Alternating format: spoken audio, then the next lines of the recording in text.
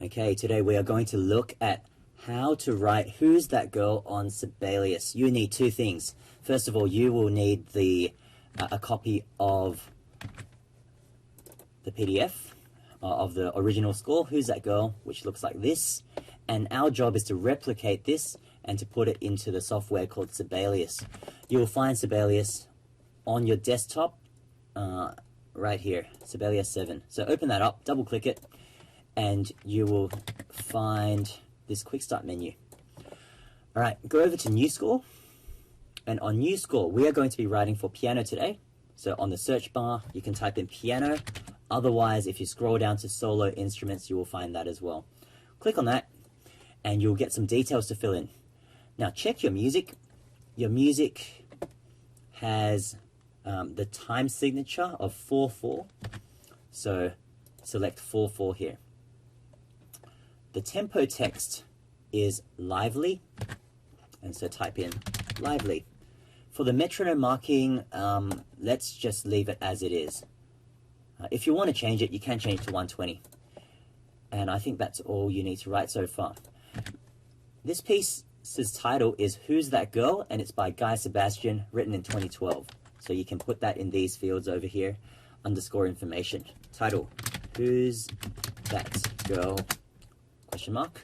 Composer, Guy Sebastian, written in 2012. Create. And here is our sheet. You can see that there are no notes yet, but we've got the title and the first part looking pretty good. First step is to put notes in. To put notes in here, we go over to the Note Input tab, and we go to Input Notes.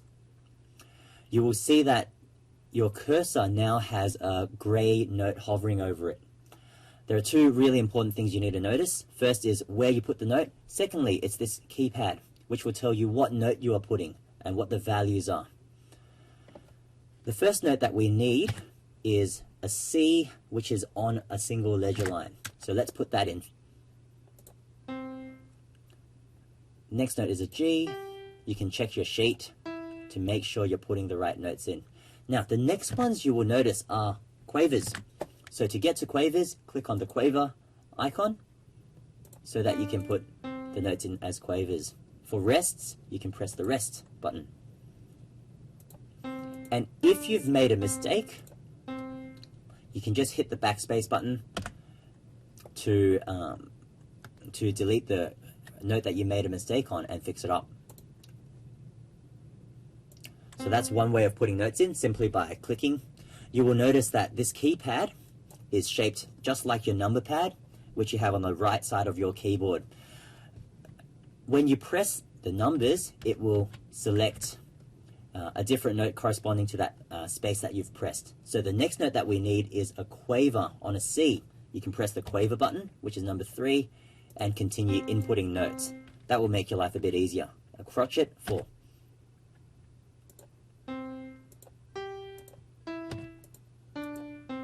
Rest is a 0.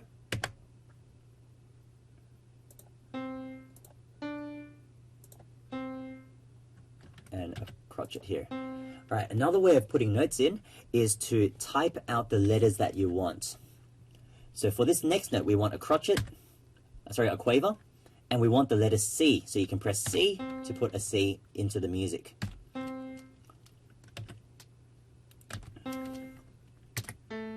Now you will notice that this note appeared lower. It was the low A and not the high A that we want in the music. We want this note on the second space up. We got this one which is lower than what we want. That's because this is an octave or 8 notes lower than the one that we want. To fix it up, you can press Control and click the up arrow, and it will jump the note an octave higher or lower. If you want to move notes one space at a time, you can just press up and down arrows to adjust them. All right, let's continue. We'll finish writing the rest of the piece.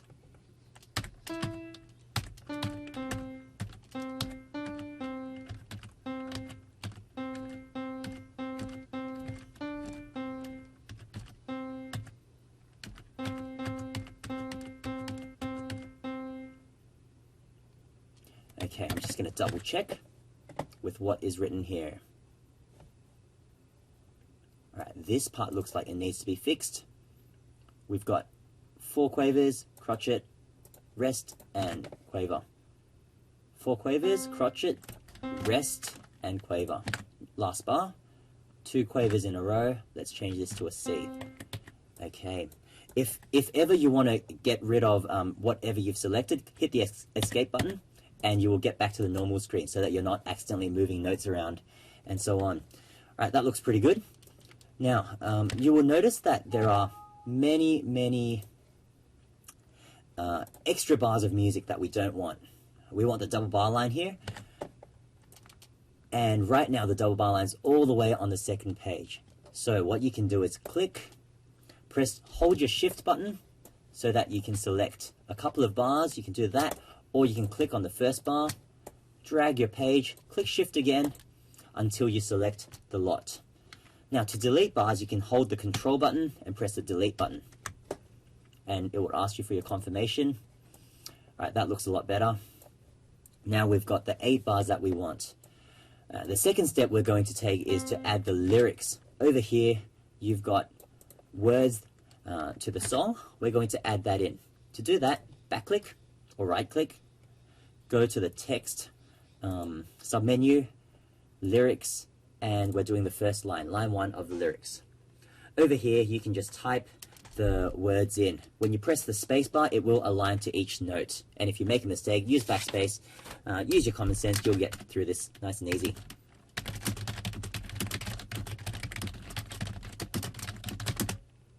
Oops.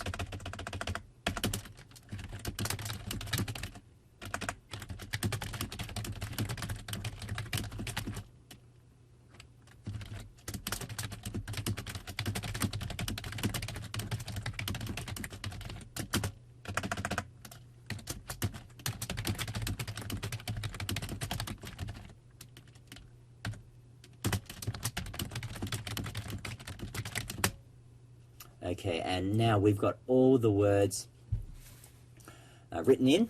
Whoop, there's a typo here. Fix it up. Make sure you check your work. Always double check. You will notice some of them are in red.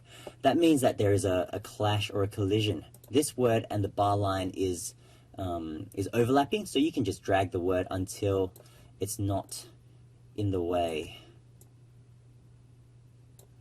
Okay, that looks pretty good. We'll further check the work at the end. Now we need to move on to the bass clef. Now, in the bass clef, it's written in a slightly different way to the treble clef. In treble clef, we've always known that the 4 spaces outline the word face. First space is F, then A, then C, then E.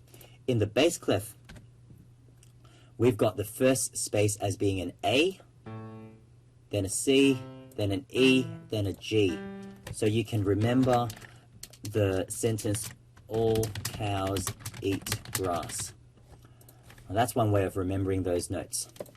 Okay, we're going to delete that because that's not what Guy Sebastian wrote. He wrote this, starting on the C and a G on top of that.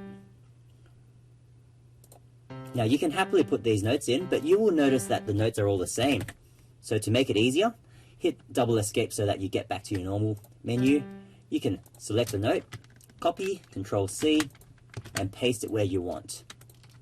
You can even do that for whole bars. You will notice that bar 2 is the same as bar 1. So Control C for copy, Control V for paste.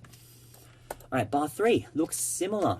You will notice that the notes are lower, but since they look very similar, you can paste it and hit the down arrow to adjust the notes so that they are on A and E. We'll copy this bar, because the next bar is exactly the same as bar 3. Okay, bar 5 is D and A. So up arrow until you get it up to D and A. Next bar is the same, copy it and paste it. Now, bar 7, we're down to F and C. For this one, we'll just put the notes in, but you can do it with whichever method you want.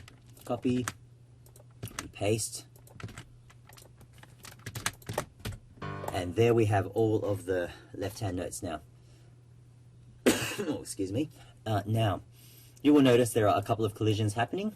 these words and the stem are clashing. So to help adjust that, you can just drag the notes, drag the bass stave so that it's more spaced out, and now you won't have those clashes. Alright, it's looking pretty good. I think we've got most things in the music. Now there's one last thing we want to do.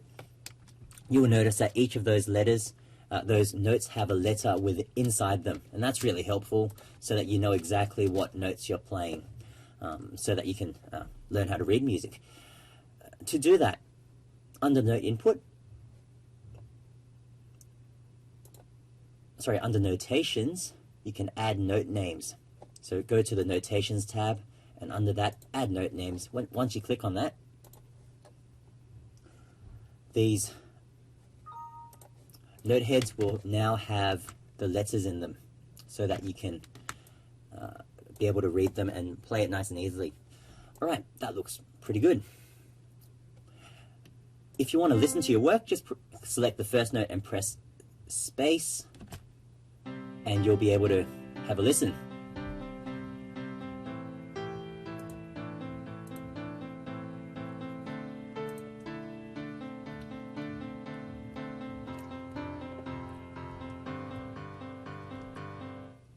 Okay, it's also under the play tab.